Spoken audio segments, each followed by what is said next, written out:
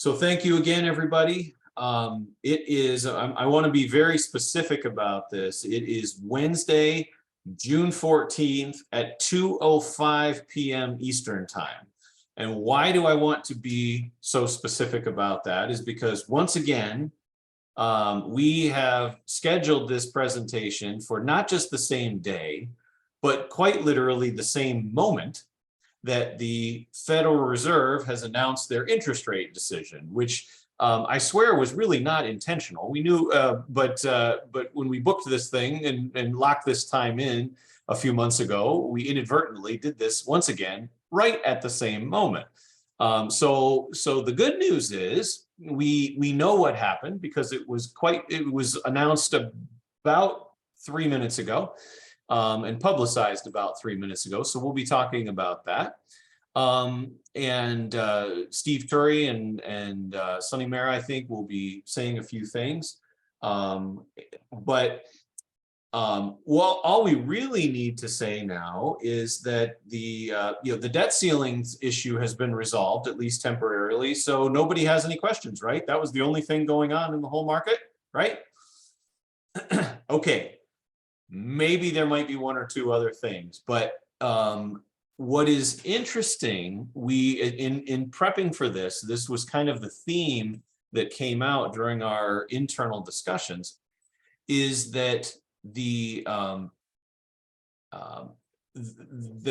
were, as of this moment, and especially since the present, or excuse me, the rate cut or raise or increase or whatever, all of these things were just announced. There's really not a huge headline generating thing that is driving markets. For so long, the debt ceiling talk and all of the breathless communication about it was the factor that was driving everybody's opinions about markets. And if you've read anything that we've put out, even going back to our last presentation, we had said consistently that we felt that issue was going to be resolved. And that's not because we are brilliant prognosticators, although I'd like to think that we have those tendencies.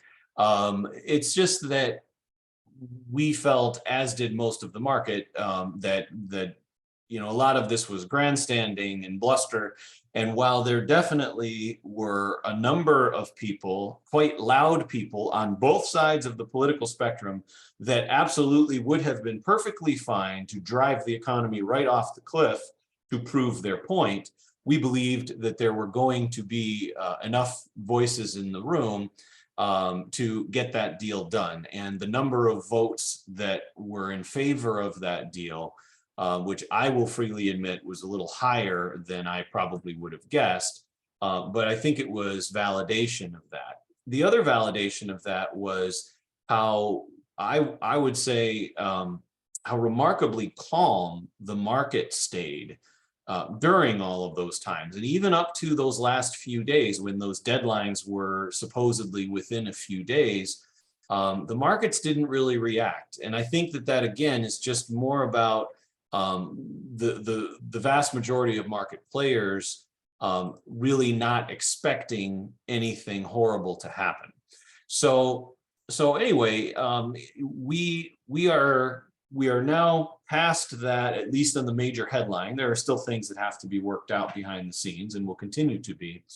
But what we have entered into, at least for the time being, is a time when we don't have a tremendous amount of headline grabbing, driving forces.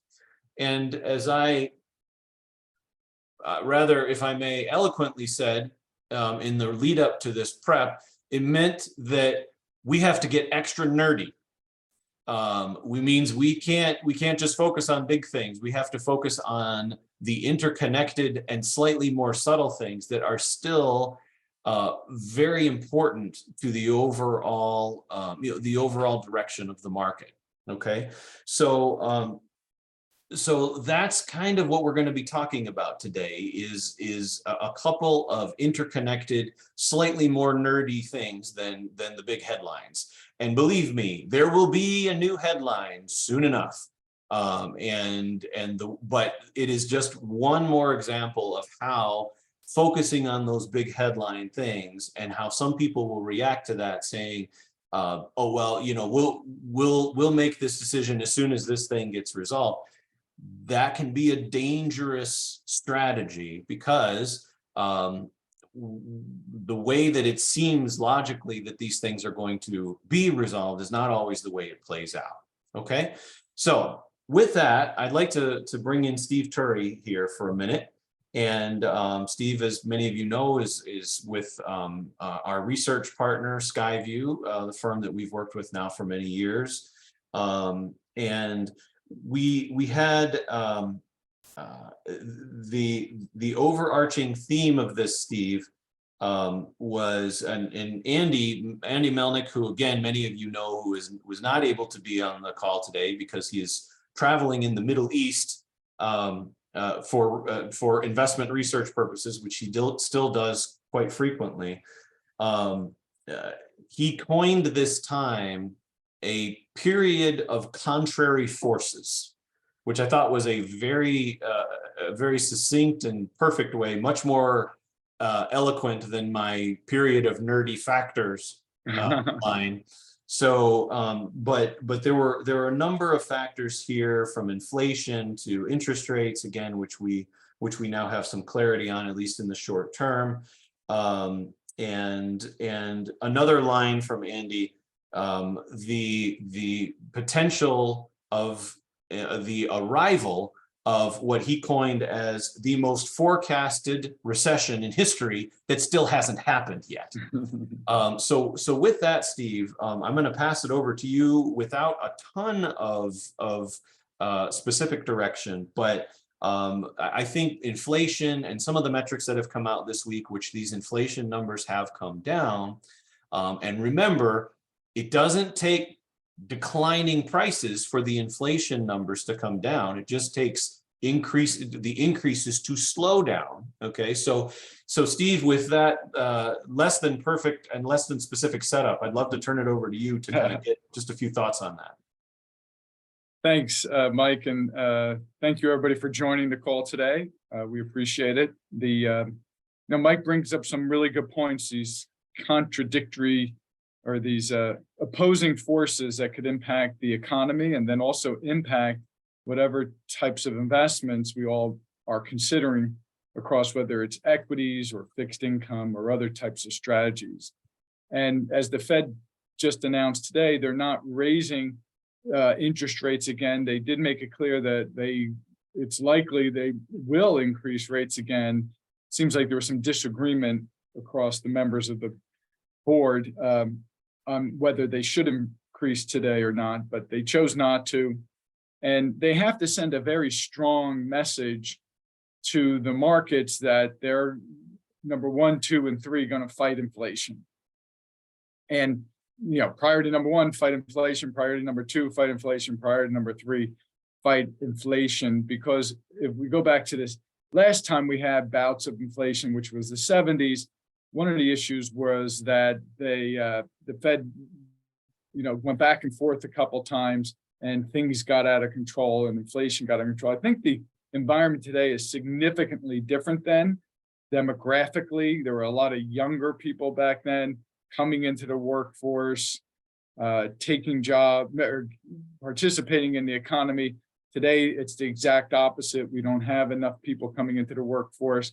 And so what's driving inflation today has more to do with like the wages, because there's so many more job openings than there are enough people to fill those positions, that wage inflation can increase, and therefore services inflation could increase. And it all comes down to what our expectations are about inflation. What drives inflation really has more to do with our expectations, or collectively everybody's expectations of what will happen in the future. And if we think things are going to go up, that's going to force us to, in price, going to cost more it's going to drive our incentives to buy more today.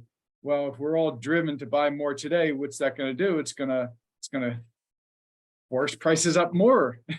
So it's this kind of feedback loop that could take inflation out of control. Fed's trying to do everything possible to limit or to moderate that. And as Mike said, the most recent numbers that came in yesterday were closer to 4%. Maybe we can get down to 3%. And the Fed's goal is to have a 2% inflation rate. That is their target. That's their stated target. Our view is it's kind of a flaw to have a stated target, but the Fed isn't going to change that, because if they change that, then everybody's going to think they're waffling on it, which probably more realistic is a range of that. And then the other thing the Fed focuses on, but it's not 1, 2, or 3 today, is unemployment. That's their second mandate, but unemployment's very low. And as we just described, there's more job openings than there are enough people to fill those jobs. So it seems like unemployment, and it's hard, it's difficult to even be an environment where they're hoping for more unemployment. But if more unemployment did occur, that would make the Fed's job a little easier, because then they wouldn't need to use the blunt tool of monetary policy. Monetary policy is a very blunt tool, lots of lags, very imprecise in trying to control different parts of the economy as much as they have been in the past. So with that, Mike, I think what we have is an environment today where there are these counter forces impacting the economy.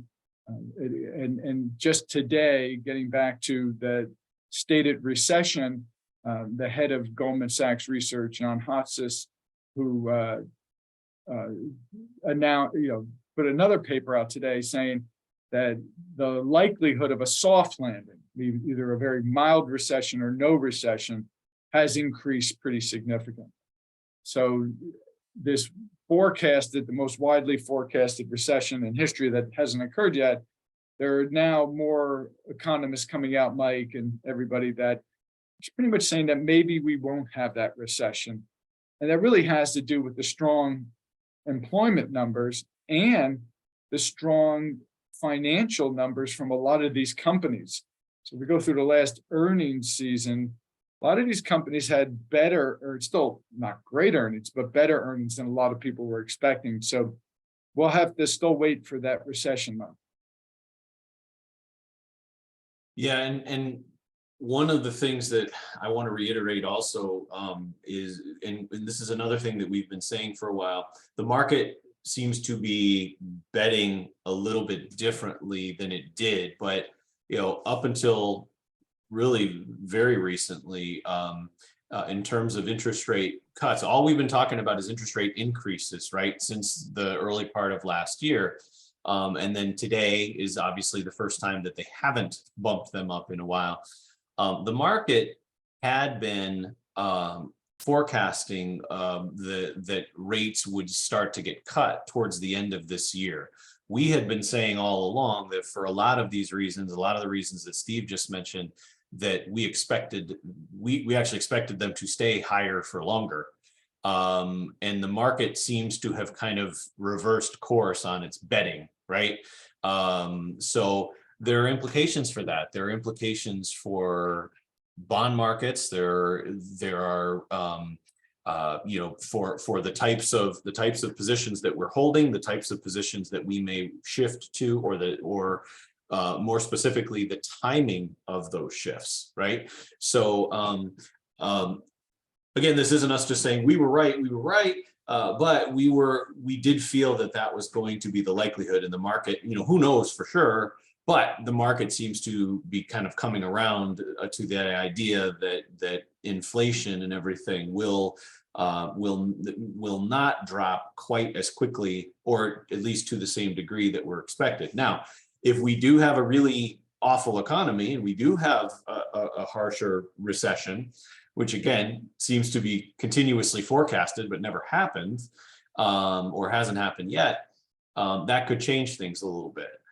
But what it has also kind of brought about, and I know a lot of you have noticed this, we certainly have, and it's certainly welcome, is that returns in the last few months, especially, have actually been fairly decent. You know, I know we're not back to where we were at the end of 2021, beginning of 2022, but markets seem to have calmed down a little bit. And I'd like to bring in Sunny for just a second, because the headline numbers and the indices have definitely looked a little bit more positive, but there's a couple of rather concentrated things that have been kind of driving this. And so part of the other question is when that might broaden a bit. So Sunny, can you speak about that a little bit? Talk about the areas that have been really doing most of the heavy lifting, and kind of how we see that going. Yeah, hi everyone. Yeah, this year it's been a very top-heavy market. If you look at the S&P 500, basically a handful of tech mega cap stocks, the names that everybody knows that are kind of in that FANG index, Facebook, Apple, Microsoft, and very notably NVIDIA, which is a chip company, a semiconductor company, have done really well. Most of them are up anywhere from 30–40% to NVIDIA's up almost 200% at this point. And it recently joined the $1 trillion market cap group, along with Apple and Microsoft and Amazon. They've kind of been leading the markets higher for the better part of this year, and they've made up 75–80% of the S&P's return, where the rest of the market is only up maybe 3 or 4%. In recent weeks, we've kind of seen that top heaviness fade a little bit, which we're hoping will continue, which would be healthy for markets if more sectors and more companies are involved in kind of leading markets higher. So we've seen things broaden out to small caps, which were doing good before some of the regional banking worries hit us in March. They've recently rebounded. And then some of the more cyclical sectors, as some of the recession fears have dissipated a little bit, we've seen things like financials and energy rebound, which was also kind of a welcome sight. You know, for us to have a healthy market, we want kind of broad participation. You want to see different sectors and different market caps doing well. So we're hopeful that will continue through the summer. Yeah. Thank you. And you know, obviously the economy is and the way that things happen are going to drive, you know, going to drive a lot of these interconnected things. You know, even interest rates and future Fed moves. Now, who knows? We may, depending on how things go. Going back to the recession question just for a second. I think we may have said this in other presentations, but you know, the question forever was a hard landing versus a soft landing. And now the question is it possible that there's no landing, meaning that it never really happens? And it's possible that, you know, if factors continue and continues to tighten, we may be talking about increases in interest rates before the end of the year. It's just very hard to say. So anyway, it's changed the way that we've approached this thing. I want to talk about one other thing. I know we're kind of bouncing around a little bit here, but as I said, we've got a couple of interconnected factors. And one of the questions that a lot of people have been asking lately is about the real estate markets. And I wanted to cover that for just a second. So when you say real estate, you probably have to, not probably, you definitely have to narrow this conversation down a bit, because there are parts of the real estate market that have been and are likely to continue to be strong. There are parts of the real estate market that are facing some massive problems and massive headwinds. Commercial real estate versus residential real estate. And so obviously residential real estate is something that a lot of people have been asking about. And I will say that those people who have been hoping for a price drop or to buy or to do all these things, it is our belief that the chances of that, at least in a broad-based sense, are not exceptionally high, which is good, okay, in many ways, but is maybe less than desirable in some ways as well. Commercial real estate, totally different deal. We are coming, we're coming off of, coming out of the pandemic where there is less and less demand for office space, more people working from home, including me today, as a matter of fact. But there are some serious and long-term pressures that will continue to affect that part of the commercial real estate world. Other parts of the commercial real estate world have been pretty good. If you're building warehouses for Amazon, you're in a pretty good space because they can't get enough of them. But the residential real estate is one that is really pretty unique. Now, we all know what's happened with real estate prices, and they have continued to go up. And depending on the area, it's been sometimes been faster and stronger. Some areas were so overheated that they have backed off just a bit. But there's one basic fundamental economic reason why we don't see any big crash coming in the residential real estate market. And that is probably the most basic economic reason for anything to happen when it comes to pricing. And that is our old friends, supply and demand. There is a massive supply shortage of residential real estate in this country. There are millions and millions. I mean, if you look at the statistics that really drive this, there are shortages of millions and millions of homes, and there are pressures for building those homes. Okay, we know that that's not a fast process, even in quote unquote normal times. The supply chain issues and everything that has happened over the last few years have slowed it down even further.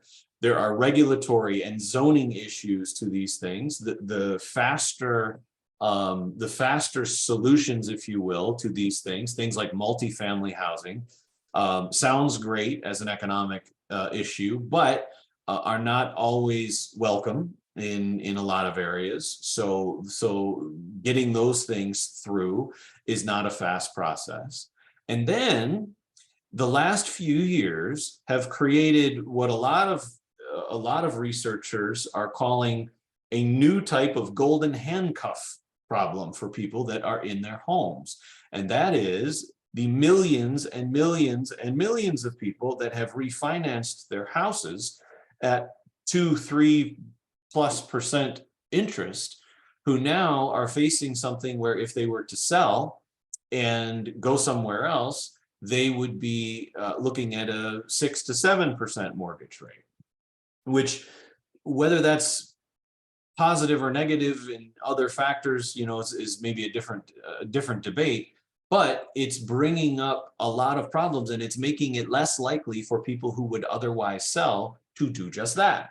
So as long as there is this shortage, either in actual physical structures or in people who want to sell that would quote unquote be normal, we have a hard time seeing the economic conditions that would support a big drop in housing prices. Okay, so again, that's good if you're looking at your own housing value. That's not so good if you're hoping to move and hoping to find a better deal. But I wanted to bring that up because it is a question that we've been getting quite frequently lately. Okay, so anyway, by the way, I should have said this at the beginning, but if anybody has questions, feel free. You can either use the chat feature at the bottom or just simply unmute yourself and ask a question. So if you would like to ask anything about what we have talked about or anything that we haven't talked about, please feel free to jump in. So anyway, those are the main the main themes I think that we really wanted to cover today. But I think the one important thought too is, and this is not always, it doesn't always come across in the reporting on financial matters. And let's be honest, any positive news doesn't seem to be reported on all that frequently in news in general. But, and I'm going to be careful how I say this, because anytime you say something really positive, I don't want it to come off that you know there aren't issues out there, that there aren't people suffering. There always are, and we know that not everything is perfect, okay, and it never will be. But when you look at all of these interconnected factors, you look at things that Steve and Sonny mentioned, you know, corporate earnings, you know, interest rate outlooks, some of the bigger measures of uncertainty being removed or at least diminished. It's also very possible, and we think very prudent, to look around and say, you know, not everything is awful here. There are a lot of positive things going on, and at the very least, some of the things that have been more negative maybe aren't quite as strong or as long lasting as some would lead you to believe or purport to believe. So, you know, it's negative headlines.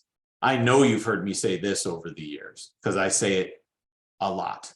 And I always am warning against, you know, certain types of media, but nothing keeps eyeballs glued to screens more than fear and outrage. Okay, and so much of the news that is out there, in the financial and otherwise, is designed to sell fear and outrage. And you saw it in the run up to things like this debt ceiling deadline and all of these things. So again, if you can kind of look beyond that, we believe that there are a lot of reasons for optimism. And even if it's not ultimately optimistic or significantly optimistic in ways that we have seen in the late, you know, in 2019, 2020, and 2021, we don't expect that or we don't see some gigantic problem out there that just inevitably leads to some huge market downturn. Okay, yes, we are going to see volatility. We have been talking about volatility without a whole lot of direction for months, and really after the beginning of 2022, when most of the pain of 22 happened, that is what we have seen, which is some volatility without a huge amount of direction. It's nice to see a little bit of direction going in a positive way in the recent past here, but ultimately, you know, things are looking to be okay. So anyway, just an overarching thought there. So Steve, I know we've covered a lot of things in no real particular order. I didn't know if you had any other thoughts that you wanted to send out there. Yeah, Mike, thank you. I think you hit on the head, which is being, you know, we say this all the time, and it's clearly the case now, is to be diversified. And now on the fixed income side, being diversified there gets you a higher yield. And on the equities, as Sonny mentioned, you know, most of what's driven the markets this year, if not, you know, significant percentage of it has been just really a handful of stocks. And therefore, there are greater opportunities over the long run looking at more diversified allocations there. So Mike, just to take what you just said, that even, you know, there's the known knowns, the known unknowns, and the unknown unknowns, right? And we know that we don't know what the next event will be that will drive volatility higher and stocks and things other lower. but we do know it's going to come. And that's why being diversified now and maybe trying to weed out some of the noise of the polarity discussion that you mentioned, Mike, on the extreme fear drives what gets in the media, will help us all navigate whatever those events that do occur, navigate them better over the long run to achieve our goals. So I think based on what you said, really remaining diversified across different types of equities, fixed income, and strategies is as important now as ever. Absolutely. Okay. So there is one thing that I do want to say quickly on a just slightly different topic, but I do want to open it up for any questions as well. So we at StraightLine have been working on a lot of things behind the scenes.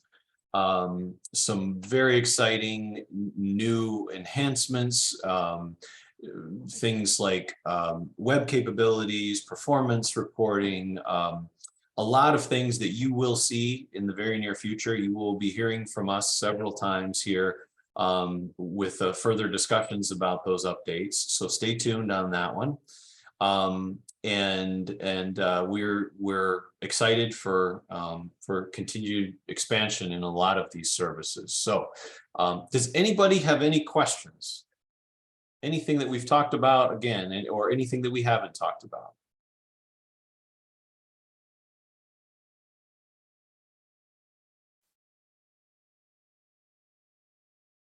Well, if we're not, oh, there's a question. There was just a point that was made to my last point about the new tools that hope the new tools can be demonstrated via Zoom or on our YouTube channel.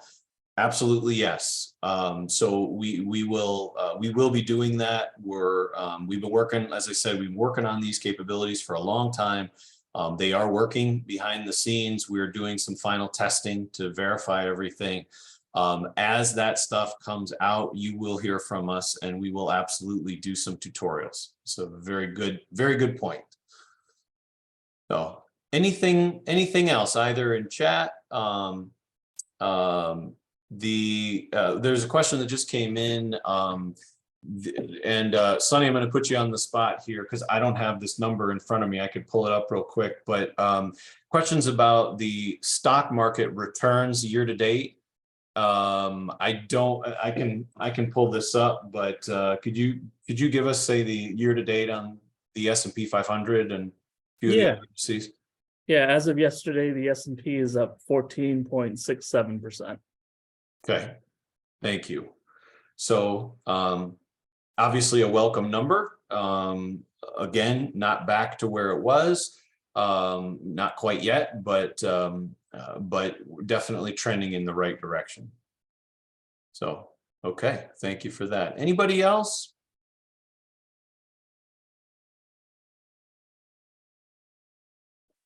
Okay, question about well, and I think the other questions here, what about the 60-40 model going forward? That's an interesting one. I want to talk about that one. And then the year to date. Now, the number that the returns to date based on different portfolios, that number that Sonny just gave is the S&P 500, which is the pure stock market index, okay? Very few people, except for the most aggressive investors, would use just the pure stock market return as a proxy for their or a benchmark for their own portfolio's return. Okay. And that's because when someone needs to be a little bit more conservative because of the timing of the usage of their money, or other factors that may be, that are related to that, it's not typically appropriate to have someone in the most aggressive model or heavily invested in the stock market, and to mitigate that with some exposure to other areas. So things like bonds have done pretty well this year because we're getting some return, but not nearly 14+% like we've seen in the stock market. Okay. So, and this kind of ties to the other question here. What about the 60-40 model going forward? Now, for anybody who may not be as familiar with that question, the 60-40 model, this is a question that's been discussed a lot, especially in the last year and a half. What is meant by that is a portfolio that is 60% stock and 40% bonds, cash, more conservative investments. And while that is, it's rounding a bit, that is very similar to what StraightLine would call, kind of a moderate or balanced portfolio, and is not terribly far off from what a lot of people have in their accounts. Now, you rewind the clock a year plus, year and a half. There were many things said and written about the death of the 60-40 portfolio. And the reason why that was said, especially last year, is because bonds had the worst year in the history of bonds. So unlike in years like, say, 2008, or even during the quick downturn that we saw at the beginning of COVID in 2020, bonds did not really bump up performance or support the performance when stock markets were dropping. Okay, a Finance 101 textbook would say that stocks and bonds by themselves would give you diversification because, and I'm going to use one technical term here to talk about this, because they are negatively correlated in normal markets. Okay, now all that negative correlation means is that it's that one set of factors will cause one thing to go up and the other thing to go down at the same time. Okay, and you want that. That's where diversification comes from. If everything is what's called positively correlated, it means that the same stuff goes up and down at the same time for the same reasons. Okay, so you want things that offset each other. And while it sounds weird, a properly diversified account will always have some things that are either going down or maybe just going a little bit sideways at all times. And you say, well, why would you want that? Why would you want stuff that's going down? Well, we don't want stuff that's going down, but if you have a portfolio where everything is going up at the same time, you have a portfolio that is vulnerable to situations happening that would cause it to go down at the same time.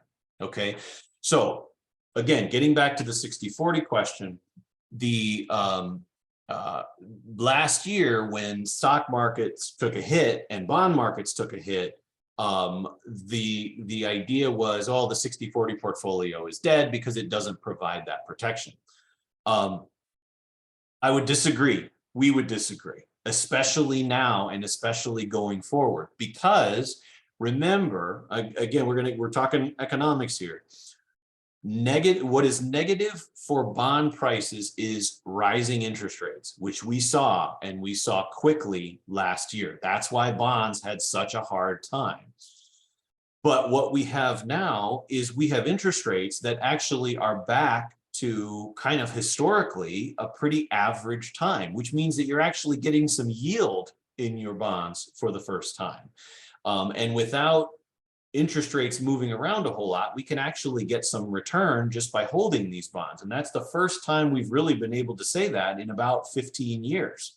Okay, so we believed and still believe that the vast majority of the damage to the bond market based on interest rate movements was done at the beginning of last year. Yeah, they could drift up a little bit from here, but we do not expect to see any kind of increase from where we are that was in any way close to what we saw at the beginning of 2022, which would bring with it more pain in the bond market. Okay, so what we see going forward is something that, while it is not fresh in anybody's mind over the last 15 years, we are seeing a much more historically normal approach to bonds and bond investing, or even when a portion of the account is in bonds, so that bonds can provide that stability, which they are historically known to do, while at the same time getting some return. For the last 15 years, they provide, notwithstanding the beginning of 2022, they provided stability, but almost no return because interest rates were so low. Okay, so now when it is appropriate to have a little bit less risk in your account, having bonds in the account as a percentage of that less risky portion, we believe has a lot of positives. Okay, now the types of bonds that we're using today are different than they were a year ago, definitely different than they were 2+ years ago, and will very likely be different than the ones we are using some number of months or perhaps a year from now. Okay, because of the way that market has moved. So, I think that there is actually a lot to like about those, whether it's 60/40 or some other percentage. The portfolios that contain bonds are much more attractive today than they have been in a very long time, without all of the associated risk that could come from sharply increasing interest rates. Okay, so it's a fantastic question. I could go on for that one for a long time. That's probably the shortest version, and that was still pretty lengthy.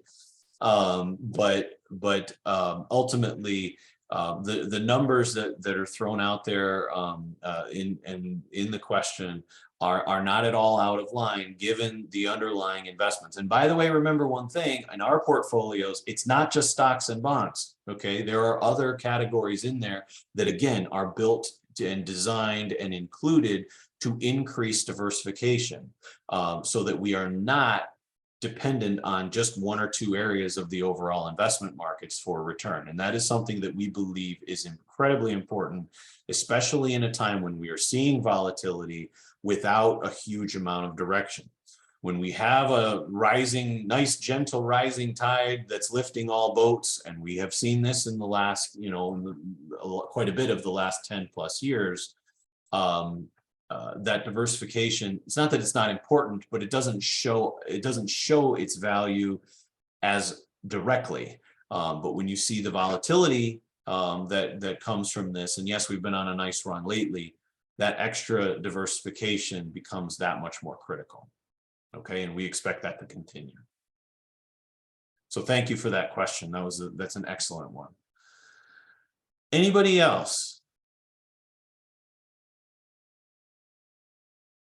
Again, feel free to just unmute yourself if you'd like to talk it through, or feel free to just write it in.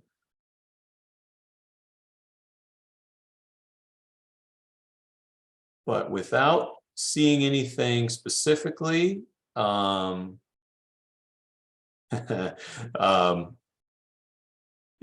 there's a question in there about, someone who is very close to retiring. Any suggestions? Yes, there's lots of there probably more than we could ever cover on this. So let's speak directly. And believe me, I am not saying that to dodge that question. We love that question. But yes, there are some operational things that we need to talk about, and some general thoughts about it. But congratulations, and we will speak soon. So again, I think not seeing any others, we will end this today. Thank you again for coming in today. It's fun to talk about this, even though we didn't have a ton of specific direction for this besides talking about a couple of things. There is one question I will answer quickly that just popped in. Is it time to increase stock exposure? It's a good question, and one that I would encourage anyone who has that question to talk with us about specifically, because I think the answer to that is far more than just what is going on in the market. Okay, it's really more about your specific situation, your time frame, your need for distributions or lack thereof, and the specific timing type questions that go with that. It may prove to be a good time, but and this, at the risk of contradicting a lot of the things that I've said, it's also, while we are pretty positive about what's going on, That doesn't mean that there is this unfettered, positive outlook that has no concerns whatsoever, where we just have nonstop growth coming too. So depending on your situation, it could easily be a time to add equities, but I think the best thing is to allow your situation to determine that, and that's something we can speak about individually. Okay. So, okay, now I really am going to stop the recording here. And again, thank everybody for coming. And if you have any questions, please feel free to reach out. We are here. We are having meetings virtually and in person, as we have for a very long time. So thanks everyone again, and we will speak with you again very soon. Have a good day.